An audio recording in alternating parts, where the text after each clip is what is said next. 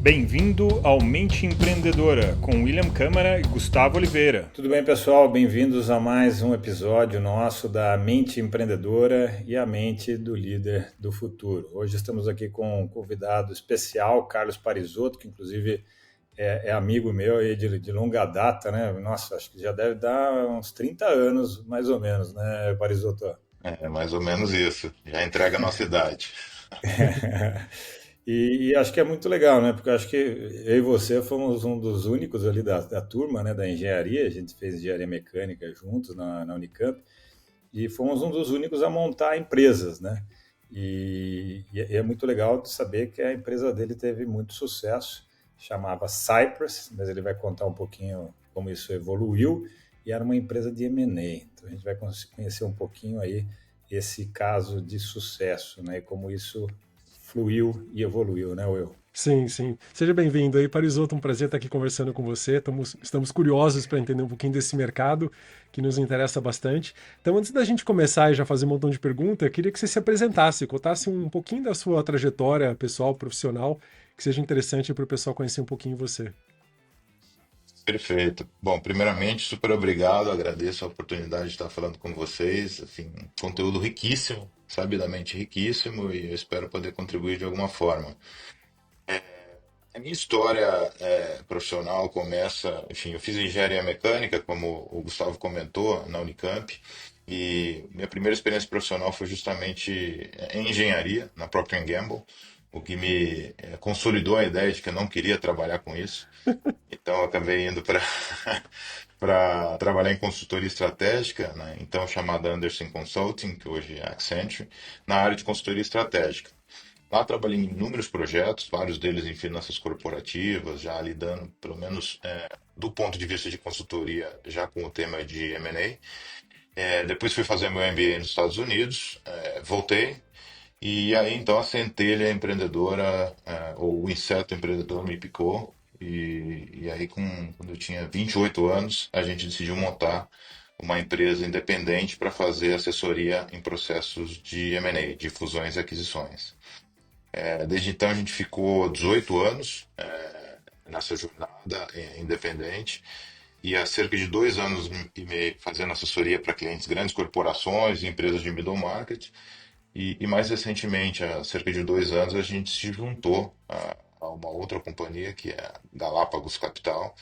Companhia essa que tem um escopo de atuação mais amplo do que apenas assessoria em M&A e operações de dívida, né, que é essencialmente a atividade que nós fazíamos com outras áreas, como a área de gestão de patrimônio, gerenciando o patrimônio dos nossos clientes, alta renda, multifamily office e também investidores institucionais, e também a área de gestão de ativos líquidos e ilíquidos, dentre vários outros serviços. Então, é uma jornada empreendedora em que é até curioso, porque eu passei a minha vida assessorando em operações de M&A e tive a oportunidade de eu mesmo ser objeto de uma transação desse tipo. Então, tem a perspectiva dos dois lados da parede. Bacana, Parisotto. Entender um pouquinho da tua trajetória ajuda o empreendedor a ter uma noção, né? Porque muitas vezes você está na sua jornada empreendedora e você está almejando, por exemplo, vender empresas, aquilo que está distante, né? Então, conversar com alguém que não só faz isso no dia a dia, mas também fez isso com o seu próprio negócio, vai ser interessante a gente extrair sacadas legais aqui para ampliar a visão do empreendedor ou até mesmo do líder de uma empresa que eventualmente pode passar por um M&A. E também eu queria saber, a gente vai conversar um pouquinho também sobre pessoas, como é que acontece com a cultura das empresas quando elas se conectam e assim por diante, né? Gus, você ia fazer uma pergunta aí, Gus. Eu sei que começou do zero, né? A empresa, ou praticamente do zero, a Cypress. E tirar um projeto do papel, né? Do campo das ideias e tornar isso realidade não é a coisa mais fácil do mundo. Aliás, é a coisa mais difícil que tem, né? E como é que foi essa experiência, né? De tirar a coisa do zero, tornar aquilo realidade até a hora que você falou, ufa, agora engrenou, né? Agora a coisa vai. Ah, bacana. O primeiro ponto aqui, no meu caso especificamente, a ideia não saiu do papel. A ideia saiu sim de uma experiência absolutamente casual que aconteceu. Essencialmente, eu trabalhava, como eu comentei, na área de consultoria estratégica. Tive a exposição a casos de M&A do ponto de vista de consultoria, mas em algum momento, um grupo de 4 pessoas, dentro das quais eu conheci apenas uma, então absolutamente não planejado, a gente acabou se deparando com uma situação que requeria um apoio para assessoria de M&A, caso venda de uma operação de distribuição de aço para a CSN, operação essa que acabou se materializando. E nós nos juntamos e fizemos isso quase como, não vou dizer de brincadeira, porque foi profissional, mas apoiando o empreendedor. E aí, enfim, não nos conhecíamos, o que foi curioso, então olhamos um para a cara do outro, eu me lembro até hoje, foi no restaurante Porcão, no Rio de Janeiro, que não existe mais, de Fascaria, e ele falou, pô, por que a gente não faz isso da vida? Então, a gente não tinha um planejamento de montar uma empresa para fazer esse tipo de assessoria, não existia papel, a gente teve essa experiência. E o que é curioso também é que eu não escolhi meus sócios, foram sócios, falaram, vamos montar um negócio junto. A gente se encontrou casualmente e montamos. Então, foi um pouco casuístico no meu caso, especificamente, mas em algum momento foi uma centelha mesmo. Eu falei, puxa, é isso que eu quero fazer da vida e vamos embora. Exatamente isso. Agora, esse casuístico aí tem dois fatores que de casuístico não tem nada, né? Ou seja, teve a preparação prévia, o know-how prévio que você ganhou aí através de estudo e experiência profissional, né? E observou essa oportunidade, aí no caso da CSN, e se jogou, né? Porque também tem muita gente que tem aí a oportunidade, tem o preparo, mas é normal ter medo, né? Do negócio falhar e a gente se queimar, coisas do gênero. Ou ainda arrumar uma baita dor de cabeça, processo e não sei o que, ainda arrumar um monte de dívida, né? Então, eu acho que teve aí o fator coragem de se jogar para um negócio que você já conhecia, mas que agora você ia dar, botar o seu pescoço ali, né, na reta. Então, acho que tem o casuístico, mas ao mesmo tempo tem outros dois fatores que sem eles o casuístico não aconteceria, né? É aquela velha frase, eu acho que é do... Tem um esportista, daqui a pouco eu lembro, mas que ele fala, quanto mais eu treino, mais sorte eu tenho. E como é que chama aquele hiper? Tiger Woods, Tiger Tiger Woods. Woods, foi o Tiger Woods falou. Você sabe que é interessante, né? Eu nunca racionalizei muito sobre o que motiva a pessoa a dar esse salto empreendedor, mas em algum momento, lá atrás, eu comecei a pensar como engenheiro, imaginei que assim, a ideia de você ser um empreendedor para você ser um empreendedor de sucesso, uma série de variáveis são importantes. Mas se a gente for simplificar e plotar num gráfico, seriam 3 principais. Acho que a primeira, que está associada à coragem, é a energia, a pegada, a ideia de você ficar long hours mesmo, trabalhar muito, se dedicar, enfim, sacrificar a vida pessoal. A segunda tem a ver com capital e para você empreender. E a terceira tem a ver com relacionamentos, rede de relacionamentos, os contatos que você tem e se desenvolveu. Se você pensar no início da sua vida, e aí imaginando talvez um gráfico, no início da sua carreira você não tem capital, você não tem relacionamentos ainda desenvolvidos, mas você tem uma energia descomunal do jovem. Conforme isso vai, o tempo vai passando, e chegando nos 30, 40, você vai aumentando um pouco o capital, aumentando um pouco a sua rede de relacionamentos e a energia ainda está ok. Depois disso, você talvez maximize capital, maximize relacionamentos, você já não tem já aquela energia, lenha para queimar. Se você combinar tudo isso, na minha opinião, talvez você tenha um momento ótimo para você empreender, que não é na saída da faculdade, opinião minha, porque você ainda não tem aquele estímulo, você só tem energia, basicamente. E não adianta também esperar muito tempo passar, porque senão também você não vai ter a pegada, que no final das contas é a variável mais importante. Então, eu achei até que em algum momento, na casa dos 20, próximo dos 30, né, 20 alto, a gente teria que talvez ser um ponto ótimo de empreender. Mas, de novo, aqui é uma teoria absolutamente sem nenhum fundamento. Bom, Eu acho que faz total sentido, né? E aí a gente ainda pode colocar a variável gerações, né? Que é aquela história. Hoje os novos 20 são os 30, né? Os novos 40 Os novos 30, né, são os 40 e por aí vai. Então, eu acho que também com a longevidade, né, as pessoas vivendo melhor, se cuidando mais, eu acho que a gente consegue prorrogar um pouco talvez esse momento ótimo aí de empreender, não só Verdade. a partir dos 20 alto, mas talvez 30 alto também ainda dê, talvez até 40, se o cara se cuidar bem, né, ainda tem uma energia alta. Mas acho que é muito caso a caso. Mas assim, na média, eu acho que a sua explanação faz muito sentido, né? Will? O que que você acha? Sim, na verdade, eu queria entender agora o elemento. O que que você considera, Parisotto, que foi um elemento que favoreceu o seu sucesso? Essa casualidade, né, de você juntar com seus sócios e o negócio sair de um primeiro negócio, né? Ou seja, o business ser montado sem planejamento. A coisa aconteceu porque o negócio deu sucesso e falou, pô, vamos replicar isso porque isso aqui tem espaço, né? O que que você considera que eram as suas qualidades como empreendedor, como pessoa, como profissional que garantiram isso? Além dessa sua energia do momento ali, além da rede de relacionamento, do capital, quais qualidades que você tem como profissional que você sentiu que fez a diferença? Ah, tá legal. Primeiro, assim, eu tenho uma certa reserva em falar, no meu caso, como sucesso, tá? Mas eu acho que, pelo menos, talvez o que eu tenha se aprendido do meu caso seja mais os fracassos do que os sucessos. Mas feita essa, essa colocação, eu acho assim, primeiro de tudo foi o que qualquer empreendedor tem como característica, que é resiliência. A ideia de não desistir, a ideia de você botar a cabeça no travesseiro todas as noites e falar, puta, por que que eu não mudo de vida amanhã e não sucumbir a isso. Isso acontece todos os dias. O fundador da Nvidia fez uma entrevista controversa em que ele fala que se ele voltasse no tempo, né, ele não teria fundado a Nvidia. A entrevista essa ficou polêmica. É um pouco disso, né? Os motivos para você desistir são vários e são muito mais do que os motivos para você insistir.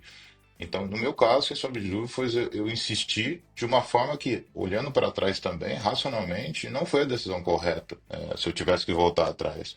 Mas se você não pensa, você insiste, você tem um sonho e vai em frente, e eu acho que isso fez a grande diferença.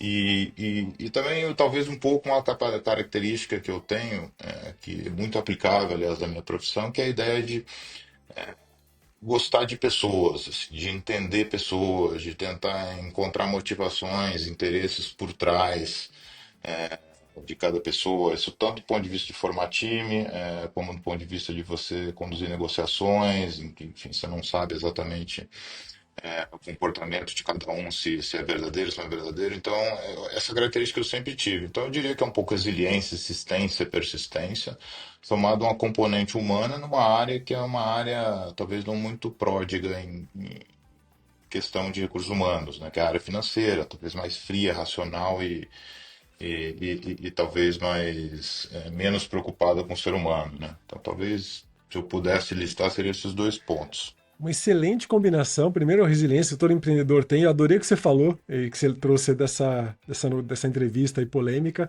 Então, o empreendedor, todo dia ele pensa em desistir de alguma forma, mas ele também tem um desejo maior de chegar lá, que supera a vontade de desistir, senão ele teria desistido de verdade, né? Agora, essa segunda competência que você trouxe, essa qualidade sua, que é gostar de pessoas, que tem essa facilidade, esse é um diferencial. A gente se depara com muitos empreendedores que eles dizem que gostam de pessoas, mas no fundo, o resultado não é o melhor.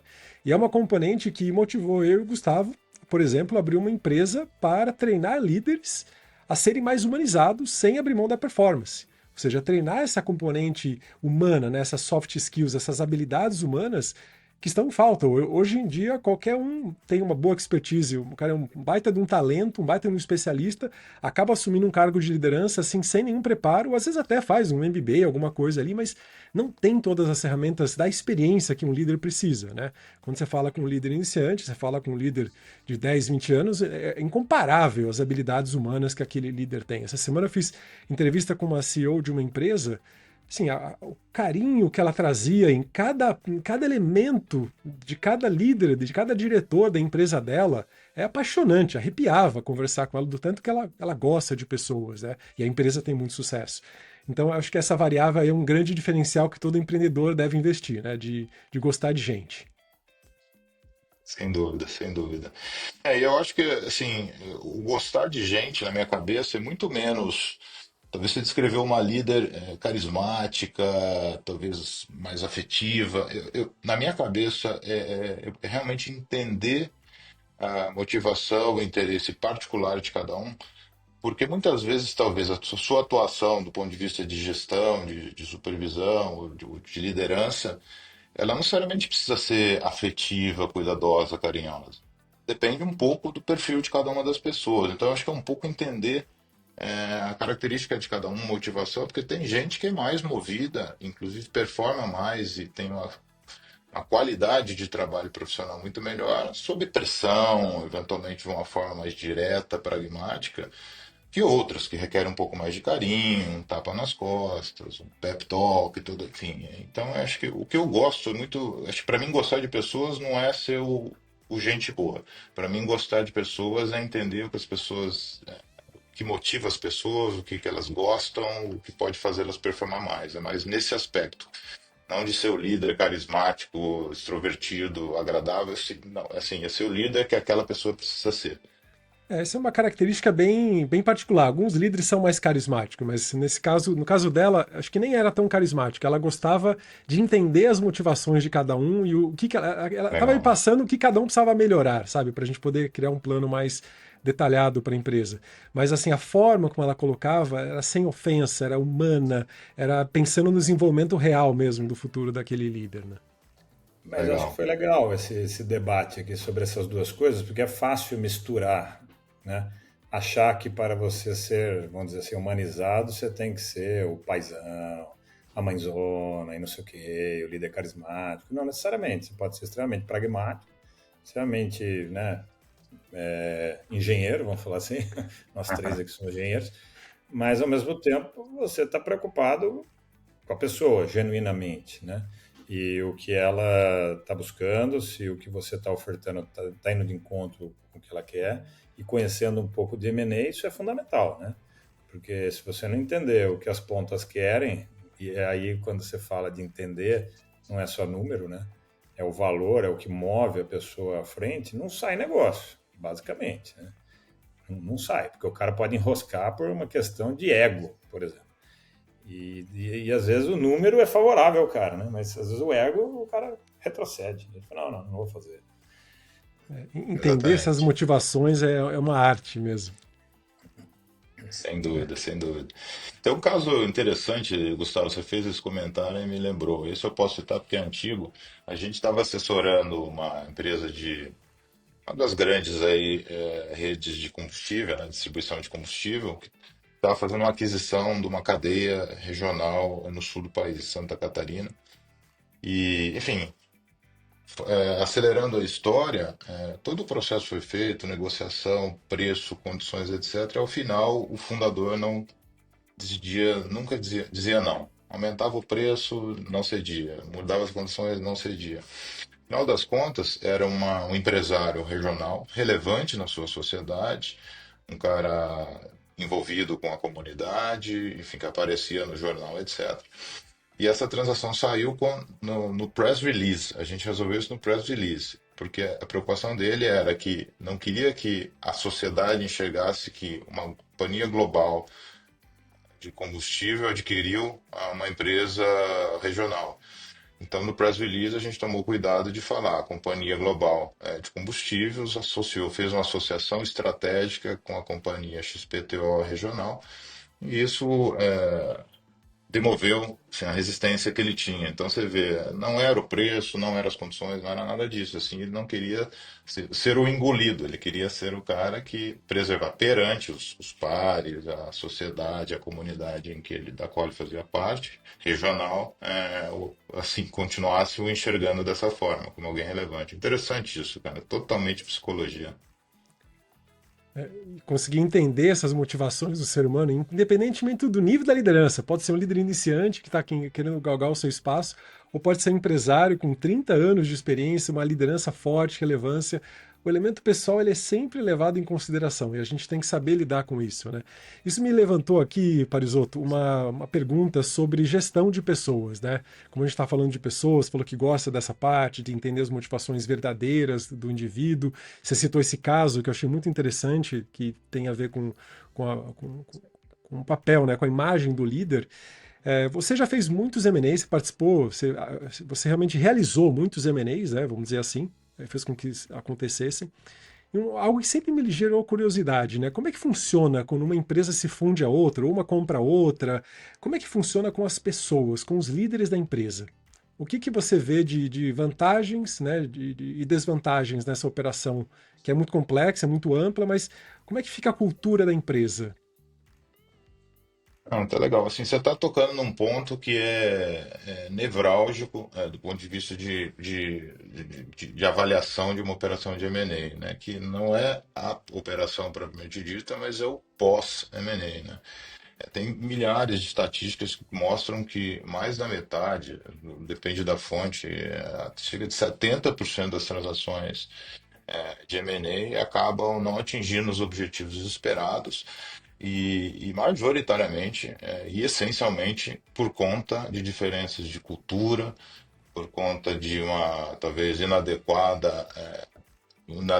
tratamento das lideranças e dos talentos da companhia, enfim, aspectos humanos, aspectos de cultura e aspectos humanos. Então, é muito importante, assim, e de alguma forma joga contra o meu negócio, né? Porque efetivamente a gente executa transações, mas o que a gente percebe é que as mais bem-sucedidas são aquelas que antevêm as dificuldades e as diferenças que, sem sombra de dúvidas, existem na cultura, nas culturas de uma empresa, né? Então, o que eu talvez para falar seja óbvio, mas aquelas empresas, ambas, né, que estão se fundindo, comprando, o que é que seja, mas que previamente e pensadamente fazem a comunicação da transação, pré, durante e pós, tem uma vantagem muito grande. Porque é muito comum, no calor de uma transação, de uma negociação, todo mundo 100% focado e dedicado em reuniões, etc., você esquece que tem duas corporações por trás. Então a questão cultural é negligenciada e nem sequer a comunicação é feita de uma forma adequada. Então esse ponto é super importante, tanto quanto a questão de retenção de talentos, né? Quem está comprando uma empresa está comprando uma série de ativos, mas está comprando pessoas, no sentido de última análise, né? Em qualquer indústria, está comprando conhecimento, está comprando relacionamento. Então, se você não lidar e gerir adequadamente a retenção, motivação das pessoas no pós, você está destruindo valor no dia seguinte ou nos meses seguintes, né? Então, esses dois aspectos, cultura e retenção de pessoas, assim, são chave e, para falar a verdade, nem sempre são tratados de uma forma correta previamente, né? Não adianta tratar apenas depois, você começar antes para depois só implementar, né?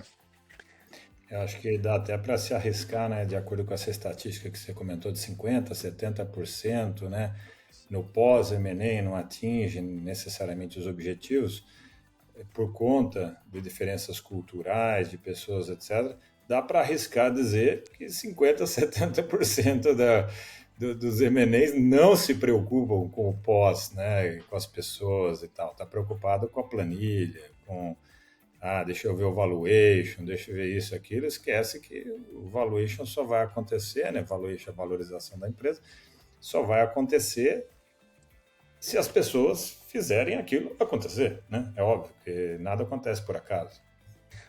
Sem dúvidas. Não é à toa que tem um tempo, né, para aquela pessoa, aquela empresa que foi comprada permanecer ali, né, para continuar gerando um negócio, né? Senão o negócio não vai funcionar, né?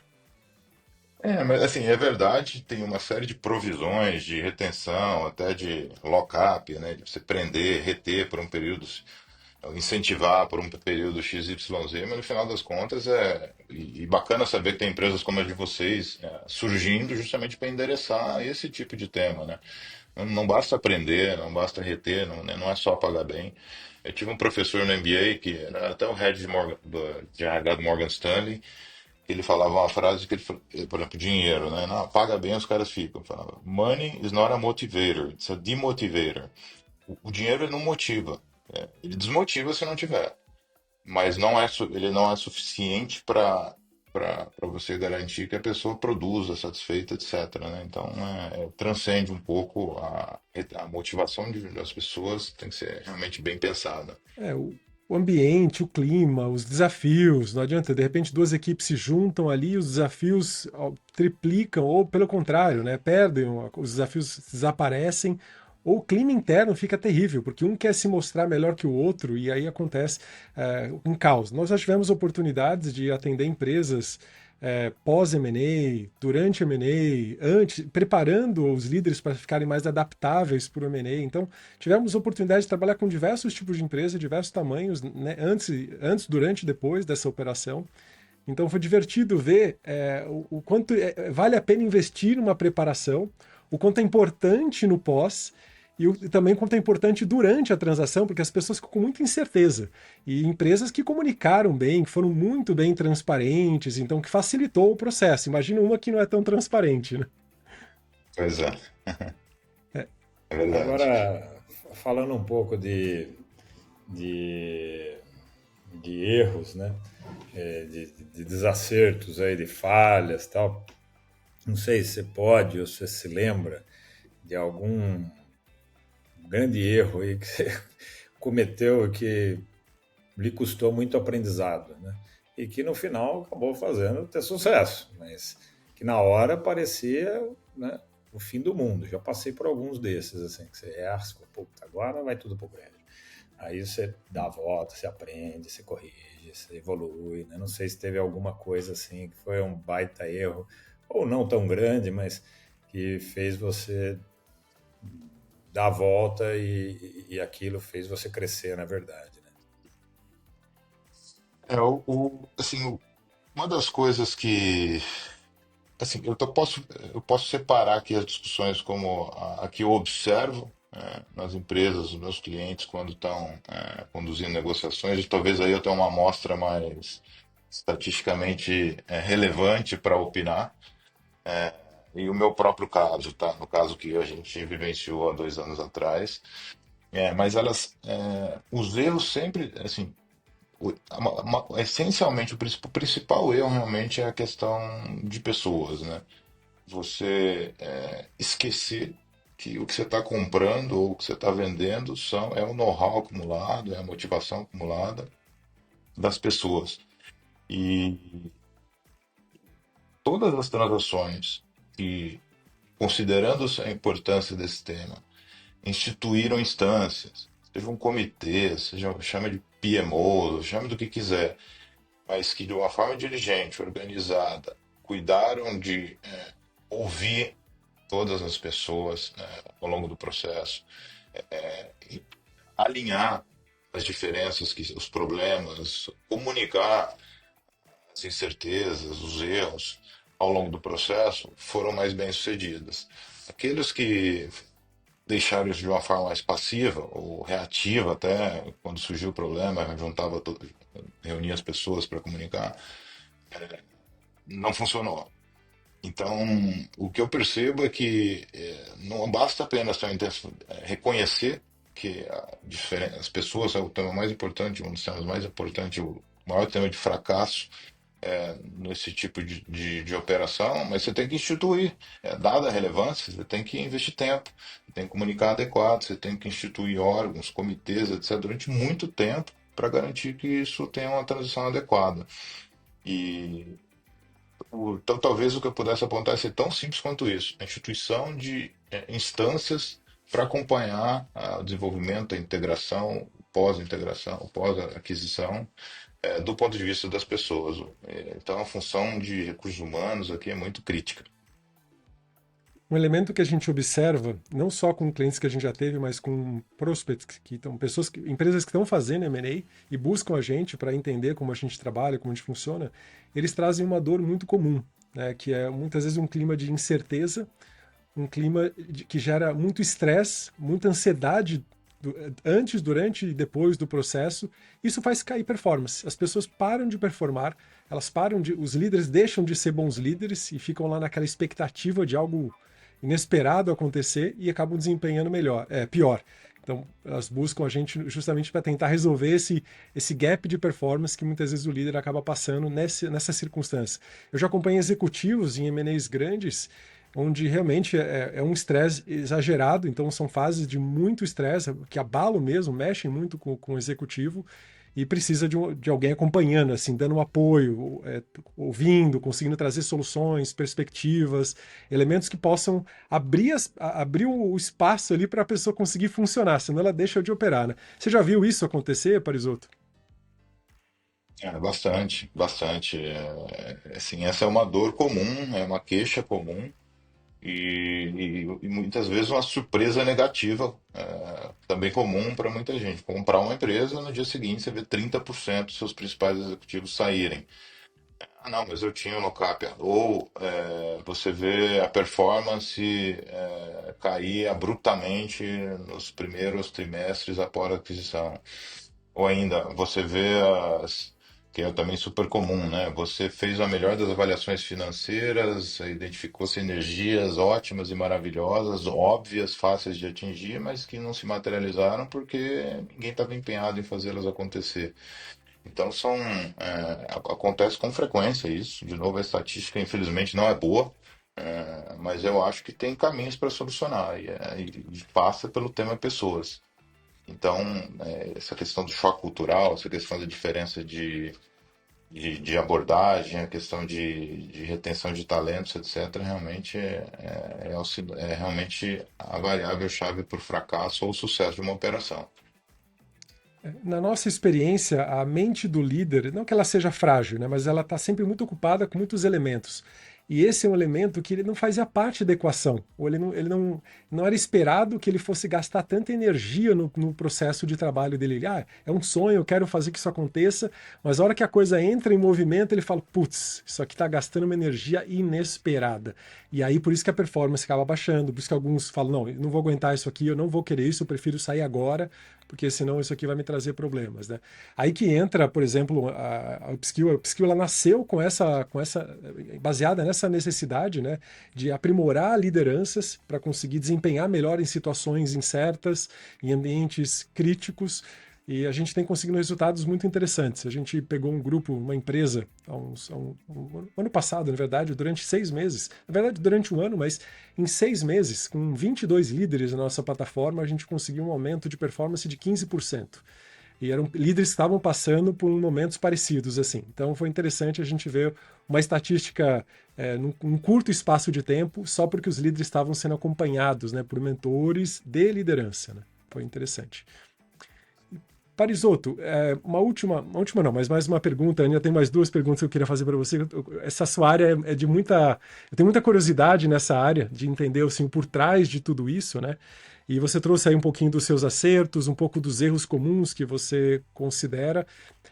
Como que você vê aí o futuro dessa área de M&A e com a inteligência artificial integrando cada vez mais operações? Hoje a gente está com inteligências artificiais mais comuns, LLMs, que ajudam a gente em escrita, em marketing e tudo mais, mas você vê uma escala de inteligência artificial ajudando esse tipo de área, esse processo de uma forma mais facilitada? Sem sombra de dúvidas. Eu acho que assim, o que dá, primeiramente, a gente já faz uso disso, a inteligência artificial na nossa área de atuação, que é a assessoria, o processo de negocial de operações de fusões e aquisições e emissões de dívida, ela tem um grande valor no sentido de ou substituir ou até melhorar as funções que são mais hard skills. Então, a análise financeira, a coleta de informações, a análise contábil, a modelagem, a produção de materiais, isso tudo, assim, a aplicabilidade é imediata e a gente já faz uso disso e tende a ser cada vez mais intenso. O que, por outro lado, traz mais luz para as variáveis que a gente considera que são as determinantes, que são as variáveis que a gente costuma dizer, né? Nós somos mais psicólogos do que assessores financeiros. E uma vez nivelado, vamos dizer, o conhecimento financeiro, a aplicação dos hard skills, o conhecimento financeiro, o grande diferencial é realmente o aspecto humano, o de entender, o que está por trás, quais são realmente as motivações de cada um no processo. A gente falou aqui muito de empresas e funcionários, né? Mas uma operação de M&A e também de DCM, ela encompassa um conjunto de stakeholders aí, que são muito grandes, assim, podem envolver, bom, certamente envolvem os clientes, certamente envolvem os fornecedores, podem envolver instituições e instâncias governamentais, como, por exemplo, o Banco Central, pode envolver o ambiente por si só, a comunidade. Então, assim, tem muita gente, muitos grupos de interesses envolvidos numa operação desse tipo. E a gente conseguir, assim, a inteligência artificial consegue talvez nos liberar mais espaço, com mais qualidade, fazer melhor o que a gente já fazia do ponto de vista técnico, financeiro, para a gente então conseguir focar no aspecto mais relacional, humano, da transação, como tá, da transação propriamente dita. Legal. Foi bem legal até esse seu comentário, essa sua contribuição. Tem muito a ver até com o que a gente acredita que fez a gente montar a Upskill, né? Porque a gente vê que o futuro, que já é o presente, né? Na época ainda era o futuro, a gente montou em 2022, a gente acreditava exatamente nisso, que o hard skill vai ser cada vez mais substituído por inteligência artificial. Pois não tudo, mas uma boa parte. Então, a parte que é gestão, né? Se a gente pegar gestor versus líder, né? O líder está preocupado com essas questões mais humanas, né? De relacionamento, motivações, etc, etc. E a parte skill, né, pura hard skill, é a parte teoricamente mais fácil hoje em dia, né? Com a quantidade de conhecimento e agora inteligência artificial, é uma coisa muito mais automatizável, né? Você precisa menos do ser humano para isso, e o ser humano vai se focar mais nessa fronteira que é bastante explorada, mas eu acho que ainda está na infância, né? É só a gente olhar boa parte das empresas que a gente já teve contato, como a parte hard skill ainda é muito mais focada do que a parte gestão humana. E, de novo, não é ser o bacanão, o cara legalzão, o paizão, mas não é isso, né? Mas é fazer com que a engrenagem humana funcione com a melhor performance possível, mesmo que você não vai ser o bacanão o tempo todo, né? Perfeito. E essa é a fronteira que a gente acredita que vai ser o grande diferencial das empresas daqui em diante, porque a parte hard skill, teoricamente, ela vai ser nivelada pelo acesso cada vez mais fácil à IA, né? Há 2 anos atrás, o acesso à IA para, né, alguém que fosse muito enfronhado nisso. Hoje é muito mais fácil você utilizar Sem IA dúvidas. para uma série de coisas, você não precisa ser um grande gênio para usar para muitas coisas. E cada vez eu imagino que vai ficar mais fácil, né? É só a gente lembrar, eu gosto de comparar sempre com o início da internet, né? Quando você ia montar um site, no início, podia custar R$ 1 milhão para montar um site. Imagina, você gastar R$ 1 milhão para montar um site hoje, né? Pensando de uma maneira prática, você entra lá no...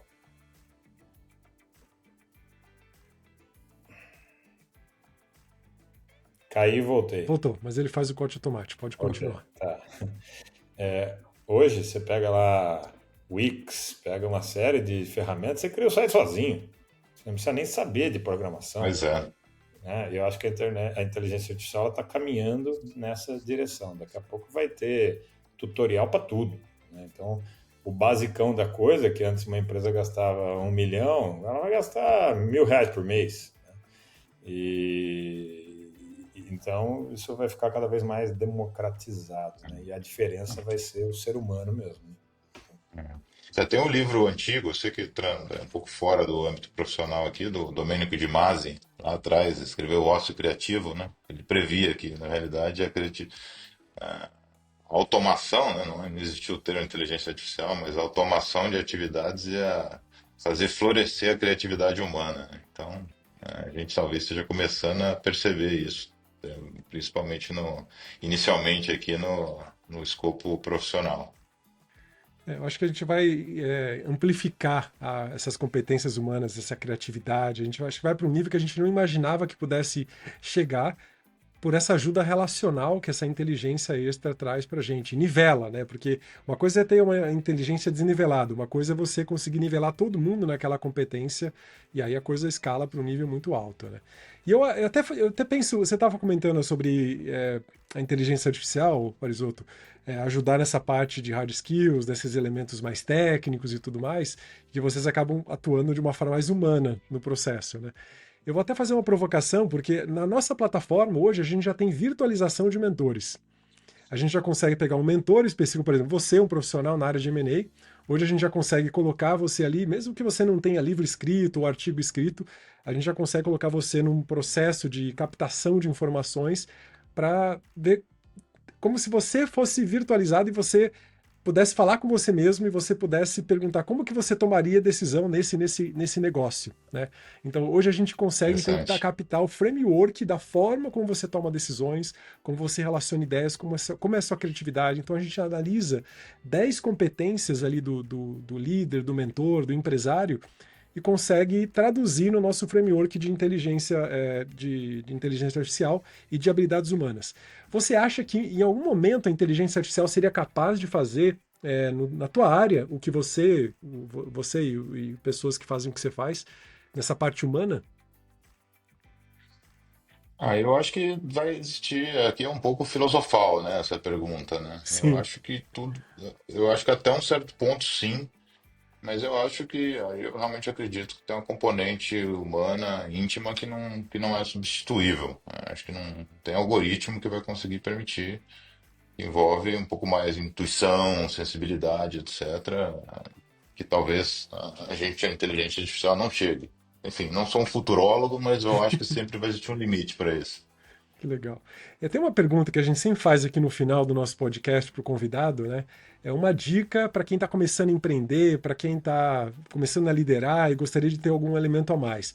Mas você, além de tudo isso, você tem uma competência que é muito interessante para muitas pessoas que nos ouvem. A gente tem muitos founders que ouvem a gente, e você está ali na frente, fundindo o negócio, fazendo M&A com negócios que estão crescendo. Então, eu queria que você deixasse aqui uma dica para quem está com a sua empresa quase pronta para ser vendida ou para fazer uma fusão. Que conselho que você daria para um empresário? Sei que é uma pergunta genérica, a gente tem muitos nuances aí nesse elemento, mas quem está afim de escalar ou de vender o seu negócio, de fazer uma fusão, a criar uma oportunidade interessante, que dica que você daria para esse empreendedor, Parisotto? Não, o que eu falaria, enfim, como você falou, né, tem várias nuances aí envolvidas, mas assim, primeiro, é meio não óbvio isso, mas venda ou faça a transação quando você não precise. Então, não faça por necessidade, mas faça por oportunidade, porque te encantou, porque te conquistou. O mais comum, a gente vê muito aqui clientes que aparecem, eu preciso fazer isso porque estou alavancado, eu preciso fazer aquilo porque estou espremido no mercado. Não costuma dar um resultado tão bom. O melhor é realmente acontecer quando você não precisa. O segundo ponto é, se tiver que acontecer, se prepare antes. A gente falou que muito, talvez com um viés humano, mas tem muita preparação a ser feita antes de você engajar num processo negocial desse tipo. Temas como uma organização interna adequada, controladoria, auditoria, gestão de pessoas, tecnologia. RH, então assim, se prepare e espere o momento certo para fazer, e o momento certo, em geral, não é aquele da necessidade, sim aquele da oportunidade. Baita dica Muito essa. bom. Até queria fazer uma Ó, analogia, Gus, até antes da gente terminar. É isso que você acabou de falar sobre preparar, né, para poder aproveitar a oportunidade e não a necessidade. Tem uma história que um amigo conta, que ele tinha um carro blindado e o vidro delaminou. E ele não quis consertar, ele foi deixando, pô, é mais caro isso, vou deixar daqui a pouco eu arrumo. Ele passou 2 anos com aquele vidro delaminado, sem enxergar, atrapalhando a visão dele. Foi horrível. E aí, de repente, surgiu uma oportunidade para ele vender o carro. Ele foi lá antes, arrumou o vidro e vendeu o carro. Mas antes dele vender, ele falou: Nossa, mas ficou ótimo o vidro do carro, ficou fantástico assim. Devia ter arrumado isso antes, né? Então, muitas vezes na empresa você tem que arrumar ela antes de preparar, de vender ela, porque aí você vai conseguir e você vai poder curtir a tua empresa também de uma forma mais interessante, né? Bom, É verdade. Parisotto, obrigado aí pela tua participação, foi muito legal conversar um pouquinho sobre M&A. Obrigado aí pelos insights. E se alguém que está ouvindo a gente tiver alguma dúvida, seja para mim, para o Gus ou para o Parisotto, vai ser um prazer aí responder a dúvida de vocês. Gus, alguma mensagem final aí? Não, só agradecer mesmo o tempo, né? A disponibilidade é sempre corrida, a gente sabe, né? Mas foi excelente o bate-papo aqui mesmo. Sem sombra de dúvidas, foi muito bacana trocar ideias com você. Vocês estão no caminho super certo. Acho que tem muito futuro a proposta que vocês estão imaginando fazer e conversa completamente com os desafios que eu enxergo aqui na minha atividade. Super obrigado, foi muito bacana. Vamos conversar futuramente aí, Parisotto. Foi um prazer conhecê-lo. Até a próxima. Tchau, tchau, turma. Até a próxima. Tchau, tchau. Se você gostou do que falamos nesse episódio e quer ficar por dentro de mais conteúdo e atualizações, ou ainda mandar sugestões de temas do que você quer ouvir por aqui, siga o Instagram, @a mente do líder futuro. Até o próximo episódio.